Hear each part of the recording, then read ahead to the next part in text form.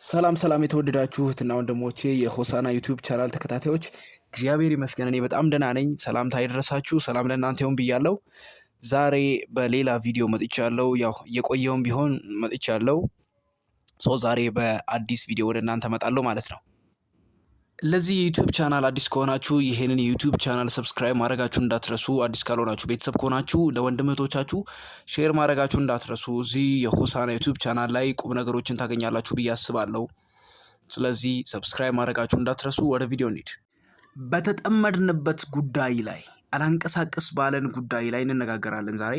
በመጀመሪያ ሰው ስጋ፣ ነፍስ፣ መንፈስ ያለው በምድራዊ ዓለም የሚንቀሳቀስ ወደ መንፈሳዊ ዓለም መቅረብ የሚችል በራሱ ላይ ሙሉ ፍቃድ ያለው ፍጥረት ነው።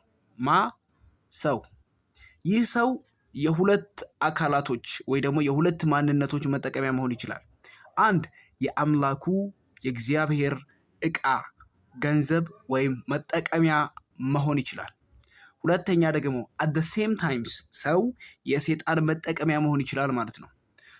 ስለዚህ ፍጥረት ዛሬ ሰፊ ገለጻ ይኖራል ወይ ደግሞ በሰፊው እንነጋገራለን ማለት ነው። እስከ መጨረሻው በትዕግስት እንድታዳምጡ ይፈልጋለሁ። ይሄ ሰው የተባለው ፍጥረት የሰይጣን መጠቀሚያ ይሆናል። አሁን ደግሞ የምናወራው በሴቶች ዙሪያ ነው። ምክንያቱም ወንዶችን አላራምድ ያለ ወይ ደግሞ የወንዶችን በረከት የያዘ ጉዳይ ስለሆነው ስለ ዝሙት ወይ ደግሞ ስለ ሴክስ ነው የምናወራው። አያችሁ፣ ብዙ ጊዜ ሰዎች ራሳቸውን ድንገት እዚህኛው አይነት ስፒሪት ውስጥ ያገኙታል።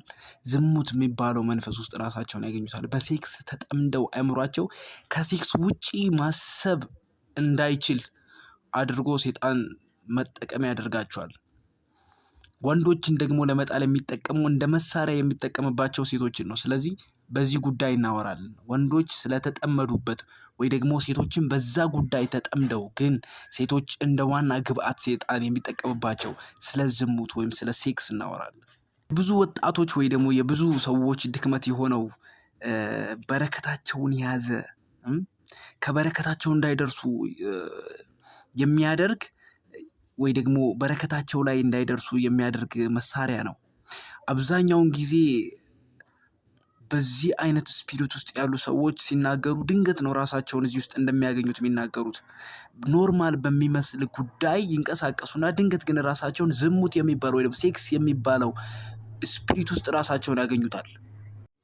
ቀጥታ በመጽሐፍ ቅዱስ ላይ ያለ ጥቅስ ነው። ከዝሙት ሽሹ የሚል ጥቅስ አለ። አንደኛ ቆሮንቶስ ምዕራፍ 6 ቁጥር 18 ላይ እንደዚህ ነው የሚለው። በቃ ይሄ የሚሸሽ ጉዳይ ነው። አያችሁ፣ ዝሙትን እንሸሸዋለን እንጂ ፊት ለፊት ሆነን አንጋፈጠውም። እሳትና ጭድ እንደማለት ነው። ኦልሬዲ ወንድና ሴት ከተገናኘ በኋላ ምንም ማድረግማ አልችልም እግዚአብሔር ይረዳኛል ብለህ ፊት ለፊት የምትጋፈጠው አይደለም፣ የምትሸሸው ጉዳይ ነው። ምክንያቱም ሽሹ ይላል መጽሐፍ ቅዱስ። እንደማንችለው ፋይት አድርገን እንደማናሸንፈው ያውቃል። ይህ ዝሙት የሚባል መንፈስ ወንዶችን አታክ ያደርጋል። ሴቶችን በመጠቀም ወንዶችን አታክ ያደርጋል። ወንድ ልጅን አላራምድ ያለ ወደ በረከቱ እንዳይደርስ አንቆ የያዘ መንፈስ ነው ይህ መንፈስ። ሴቶችን እንደ ዋና መሳሪያ ይጠቀምባቸዋል። በሰውነታቸው ወንድ ልጅን ለመጣል ይሞክራሉ። ሰውነታቸው ማለትም በቃ መቀመጫቸውን፣ ጡታቸውን እያሳዩ አንዳንድ ድርጊቶችን እንዲያደርጉ ያደርጋል። ለዛውም በዚህ ጊዜ ሶሻል ሚዲያ ባለበት ጊዜ በጣም ቅርብ ነን ለመታለል፣ በጣም ቅርብ ነን በዝሙት ለመውደቅ። አያችሁ፣ ይሄ ፈተና ወንድ ልጅ ላይ ነው ያለው። ስለዚህ ይሄንን ፈተና ነው በቃ ዛሬ እንድናሸንፈው የምፈልገው። ምክንያቱም ብዙ ሰው እየተጠቃበት ያለ ጉዳይ ነው። አያችሁ፣ ሴቶች የሚያማምር ልብስ ለብሰው የሚያማምር መቀመጫ አላቸው፣ ጡታቸው ያምራል። ስለዚህ ይሄንን ነገር እኛን እንደመጣ ይጠቀሙበታል። አብዛኛው ወጣት ግን በዚህ ስፒሪት ውስጥ ነው ያለው። ድንገት ሶሻል ሚዲያ ላይ በቃ የሚያየው ነገር ይስበዋል። ያ ነገር ደግሞ በረከቱን አንቆ ያስቀረዋል። የወንድ ልጅ ድክመቱ ደግሞ ስሜቱ ነው በቃ። ስለዚህ መጠንቀቅ ያለበት ወንዱም ነው ሴቱም ነው መጠንቀቅ ያለበት። ሁለቱም ካልተጋገዙ ሴት ልጅ ወንድ ልጅን ትጥለዋለች ማለት ነው። ኤልዛቤል እዩን ለመጣል እንደሞከረችው እዩን አልጣለችው። እዩን ለመጣል እንደሞከረችው ሸሸ። እሱ ግን አያችሁ። ስለዚህ ብዙ ጊዜ የምሰማ አንድ ነገር አለ። አብዛኛው ወጣት ወይ ደግሞ አብዛኛው የሃይስኩል ተማሪ፣ አብዛኛው ወጣቶች በዚህ ስፒሪት ውስጥ ራሳቸውን እንዴት እንዳገኙ ሲናገሩ ድንገት ራሳቸውን እዚህ ውስጥ እንዳገኙ ነው የሚናገሩት። መጀመሪያ ኖርማል አርግተን እንድንስለው ያደርገናል ሴጣን። ማለት የሶሻል ሚዲያ እያየን ስክሮል እያደረግን ሴቶችን እያየን ምን በቃ እያንዳንዱን ነገር እያየን ኦኬ ይላል። አንድ ስናይ ሁለተኛ አልጎሪዝሙ በራሱ የምንፈልገውን ነገር ያመጣዋል ማለት ነው። ደጋግመን ያየነውን ጉዳይ ሞር ያመጣዋል። አሁን ለምሳሌ ስለ ኢንተርቴንመንት ከሆነ ኢንተርቴንመንትን እየደጋገመ ያመጣል።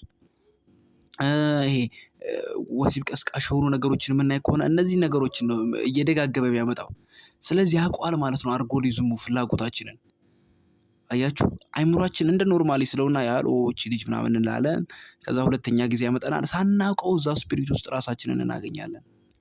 ከዛ በዝሙት እንጨማለቃለን። አንድ ሰው የተሰጠንን እኛ ደግሞ ብዙ ሰዎችን እንበክላለን። ከብዙ ሰዎች ጋር እንወጣለን። ትልቁ ሰውን ከበረከት የሚያጎድለው ጉዳይ ሴክስ ወይ ደግሞ ዝሙት ነው። ሴክስ በባህሪው ሰዎችን ከበረከት አያጎድልም። ባልና ሚስት አንድ ለአንድ ከሆነ አያጎድልም። ምክንያቱም እግዚአብሔር የፈቀደው እግዚአብሔር የሰጠው ነው። አንድና ሁለት ከዛ በላይ ሲሆን ግን ዝሙት የሚባለው ነገር ይመጣል ማለት ነው። ከጋብቻ በፊት ያለው ጉዳይ ራሱ በቃ ዝሙት ነው። ስለዚህ ይሄ ጉዳይ ደግሞ በጣም ሰዎችን አላራመደ ያለ ነው። ብዙ ሰው በዚህ ጉዳይ ተሸንፏል። ደግሞ ብዙ ሰው እየተሸወደ ነው። ወጣቱ በዚህ ውስጥ ነው ያለው። በዚህ ሱስ ውስጥ ነው ያለው። ራስን ማርካት በሚባለው ሱስ ውስጥ ነው ያለው። እዚህ መንፈስ ውስጥ ግን ራሳቸውን የሚያገኙት ድንገት ነው። ስለዚህ ወጣቱ መንቃት አለበት። ይሄ ሶሻል ሚዲያ ላይ የሚያዩን ነገር ይሄ ነገር ለኔ አይደለም። አያችሁ አይምሯችሁን ራሳችሁ መቆጣጠር አለባችሁ። ስለዚህ ይሄ ጉዳይ ጸሎት ያስፈልገዋል። በደንብ ጸሎት ያስፈልገዋል። ሴት አርቲስቶቻችንን እንመልከት። ከባህላችን ወጣ ያለ ሴት ቲክቶከሮችን እንመልከት። ቲክቶከሮችን አርቲስቶችን ሌላ በቃ የምናያቸውን ሴቶችን እንመልከት። ከባህላችን ወጣ ያለ እኛን ለማሳሳት ወይ ደግሞ እኛ በዛ ጉዳይ እንድንሳብ ሆን ብለው የሚያደርጉት ነገር ነው የሚመስለው። በዚህ ጉዳይ መታለል የለብንም። በረከታችን የሚይዘው ጉዳይ ነው። ሴቶችም ወንዶችም ነቃ ማለት አለባችሁ። በዚህ ጉዳይ በደንብ አጥብቃችሁ መጸለይ አለባችሁ። በዝሙት እንዳንወድቅ፣ በዝሙት እንዳንሸነፍ አጥብቀን መጸለይ አለብን። ስለዚህ ይህ ጉዳይ ጸሎት የሚያስፈልገው ጉዳይ ነው። አደራ ነቃ ብላችሁ ራሳችሁን መጠበቅ አለባችሁ። የእናንተን ቤተ መቅደስ ወይ ደግሞ ሕያው ቤተ መቅደሱ እናንተን ራሳችሁን መጠበቅ ያለባችሁ ራሳችሁ ናችሁ። እግዚአብሔር ደግሞ እንዲረዳችሁ መጸለይ ነው። በዚህ አይነት ስፒሪት ውስጥ ካላችሁ ልምምድ አለ የምትለማመዱት። ከዚህ ስፒሪት ለመውጣት የምትለማመዱት ልምምድ አለ። ለብቻችሁን ሆናችሁ የምታሸንፉት ጉዳይ አይደለም። መጸለይ አለባችሁ። ስትጸልዩ ነው ከዚህ ጉዳይ መውጣት የምትችሉት። ስለዚህ ዝሙት ከሚባለው ጉዳይ መውጣት የምትፈልጉ ከሆነ አንዳንድ ኤክሰርሳይሶች አሉ፣ አንዳንድ ልምምዶች አሉ። መጽሐፍ ቅዱስን ዴይሊ ማንበብ ሊሆን ይችላል፣ መጸለይ ሊሆን ይችላል፣ ለብቻ አለመቀመጥ ሊሆን ይችላል። በአንድ ክፍል ውስጥ ለብቻ የምትቀመጡ ከሆነ ይህን ጉዳይ ሳታስቡ ታስቡታላችሁ፣ ሳትፈልጉ ታስቡታላችሁ። ስለዚህ ከሰዎች ጋር መቀላቀል ሊሆን ይችላል፣ አንዳንድ አክቲቪቲዎችን መስራት ሊሆን ይችላል፣ ሞር ሂሳቦችን መሞከር ሊሆን ይችላል። በቃ ሂሳብ ላይ ሞር አይምሯችሁን ቢዚ ለማድረግ ሂሳብ መስራት ሊሆን ይችላል። ተረት ማንበብ የምትወዱ ከሆነ ተረት ማንበብ ሊሆን ይችላል። ላይክ ሂስትሪ ማንበብ ሊሆን ይችላል፣ ወይ መዝሙር ማዳመጥ ሊሆን ይችላል። ከዚህ ጉዳይ የሚያወጣችሁ የሆነ መንፈሳዊ ልምምድ አለ። ያ ልምምድ ደግሞ እናንተ ብቻችሁን የምታደርጉት አይደለም፣ ጸልያችሁ የምታመጡት ጉዳይ ነው።